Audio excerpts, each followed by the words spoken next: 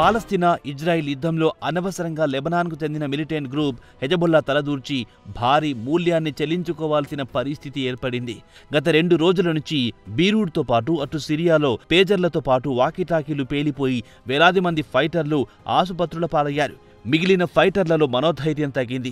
యుద్ధంలో దిగి పోరాడడం కంటే ఇలా పేలుళ్ల ద్వారా దారికి తెచ్చుకోవడమే మేలని ఇజ్రాయిల్ భావిస్తోంది. అయితే ఇప్పటికీ ఇజ్రాయిల్ మాత్రం ఈ పేలుళ్ల గురించి ఒక్క మాట కూడా మాట్లాడలేదు. దాని ఊసే ఎత్తడం లేదు. అయితే మిలిటరీ నిపుణుల అంచనా ప్రకారం గత 2 రోజుల నుంచి లెబనాన్ పేలుళ్లలో ఇజ్రాయిల్ పలు రకాలుగా లబ్ధి పొందిందని చెబుతున్నారు. ఈ నెల 17వ తేదీన వేలాది పేజర్లు పేలిపోయాయి. అటు తర్వాత సోలార్ ప్యానెల్ పేలాయి. అటు తర్వాత బుధవారం వాకీటాకీలు పేలిపోయాయి. దీంతో ఇజ్రాయెల్ రక్షణ మంత్రి కొత్త రకం యుద్ధానికి శ్రీకారం చుట్టామని ప్రకటించారు.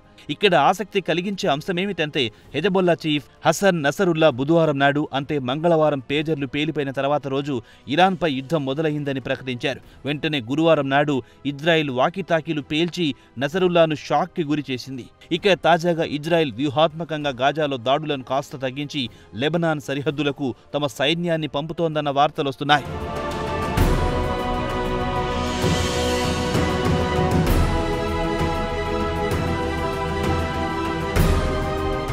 ఇక ఇజ్రాయెల్ గ్రౌండ్ లెవెల్లో హెజబొల్లాతో తలపడాలని భావిస్తోందని విశ్వసనీయ వర్గాలు స్థానిక మీడియాకు తెలిపారు. పేలుళ్లతో కుతకుత ఉడికిపోతున్న హెజబొల్లా యుద్ధానికి సన్నద్ధమవుతోంది. వెంటనే వారికంటే ముందే మనం ముందుండాలనే ఉద్దేశంతో సరిహద్దులకు సైన్యాన్ని పంపించింది ఇజ్రాయిల్.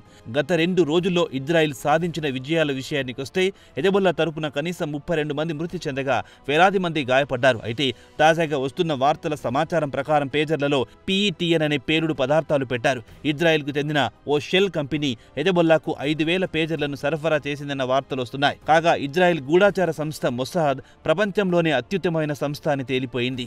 దీనికి లెబనాన్తో పాటు పాలస్తీనాలో కూడా గూఢాచారి నెట్వర్క్ ఉంది. పేలుళ్ల తర్వాత హెజబొల్లా ఫైటర్లు ఎక్కడికక్కడ ఏ లొకేషన్స్ లో ఉన్నారో తేలిపోయింది. వారి సానుభూతి పరులు, వారి సన్నిహితుల గురించి, వారి ఇళ్ల గురించి ఇజ్రాయెల్ చేతిలో పూర్తి సమాచారం దక్కింది.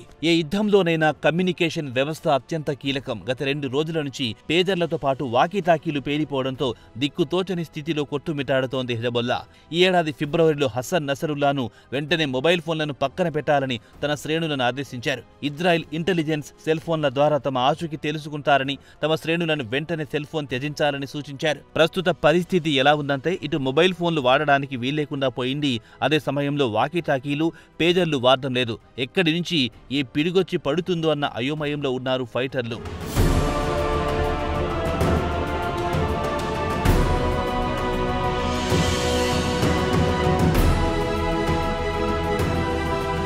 తాజా పరిణామాల నేపథ్యంలో మానసికంగా కుంగిపోతున్నారు హెజబొల్లా ఫైటర్లు. షెల్ కంపెనీల పేరుతో పేజర్లను తయారు చేసి దాని ద్వారా పేలుళ్లకు పాల్పడే బదులు అదే పేజర్లలో మరింత పేలుడు పెట్టి వందలాది మందిని చంపవచ్చు కదా అన్న అనుమానాలు చక్కర్లు కొడుతున్నాయి.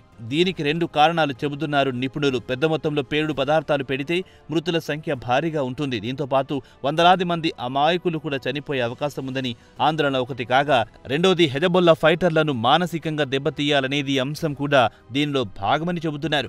గత 2 రోజులుగా జరిగిన పేలుళ్లకు 3,000 మంది ఫైటర్లు ఆసుపత్రి పాలయ్యారు. అంటే వీరు కనీసం కొన్ని వారాల పాటు యుద్ధ రంగంలో పాల్గొనలేరు. ఇక తాజా పేలుళ్లతో హెజబొల్లా ఫైటర్లను మానసికంగా లొంగదీసుకుంది ఇజ్రాయిల్. ప్రస్తుతం వారంతా భయంతో వణికిపోతున్నారు. ఎప్పుడేం జరుగుతుందో అన్న భయంతో బక్కచిక్కిపోతున్నారు. అమెరికాకు చెందిన మిలిటరీ నిపుణుడు ప్యాట్రిక్ ఫ్యాక్స్ మాత్రం హెజబొల్లాపై ఇజ్రాయిల్ భారీ విజయం సాధించిందని చెబుతున్నారు. ఇక ఇజ్రాయిల్ విషయానికొస్తే ప్రపంచంలోనే అత్యంత తెలివైన వారని చెబుతారు. వారి వ్యూహాల ముందు యావత్ ప్రపంచం చిత్తు కావాల్సిందే. దీనంతటికి కారణం వారు చదువుకు అత్యధిక ప్రాధాన్యమిస్తారు. ప్రపంచంలో ఎవ్వరు చెయ్యని PhDలు ఇజ్రాయిల్ పౌరులే చేశారు. చదువులో ముందుంటారు, వ్యూహాల్లో ముందుంటారు. ఇక దీనికి వ్యతిరేకంగా ముస్లిం దేశాల్లో చదువు తక్కువ, శారీరకంగా పోరాడగలరు, కానీ ఇలా వ్యూహాలలో చిత్తు చేసే అవకాశమే లేదు. వీరు ఆలోచించే లోపే ఇజ్రాయెల్కి చెందిన మొసాద్ తాను చేయాల్సిన పని కూల్గా చేసుకుని పోతుంది.